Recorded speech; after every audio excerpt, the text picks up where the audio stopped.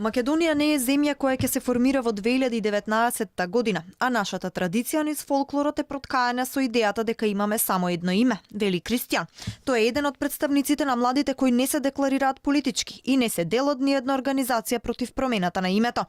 Нив ги води идејата дека промената на името е надпартиски проблем. Јас живеев 3 години во странство и постојано патувам и знам како е кога си странец. Само дома е дома. Тој што живеел во странство ќе го каже, тоа е надполитички проблем.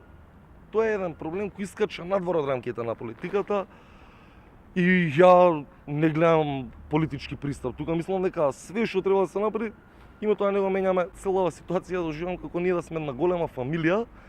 Треба да збориме, да дискутираме отворено сите и да видиме дали мноштвото на македонскиот народ сака да се промени името или не сака да се промени името. Ако се водиме по референдумот, ќе видиме дека мноштвото од македонскиот народ не сака да се промени името. Синоќа сенароден протест одржа иницијативата Бојкотирам. Тие пак велат дека се поголем број млади ги поддржувале на улиците за време на протестите, а токму повикот преку социјалните мрежи и заедничката цел за непромена на името ги обединувала. Смејување на социјалните мрежи за оваа состојба во која се наоѓа нашата држава и целокупната власт и све, беше првенствено целта да се потикнат младите да се организираат повеќе, да се вклучат во борбата за Македонија. Заедничката цел на луѓето кои синоќа го кренаа гласот низ улиците во Скопје е итно и безусловно запирање на процесот на уставни промени, поништување на Преспанскиот договор, почитување на домашното и меѓународното јавно право, трајна заштита на името на државата,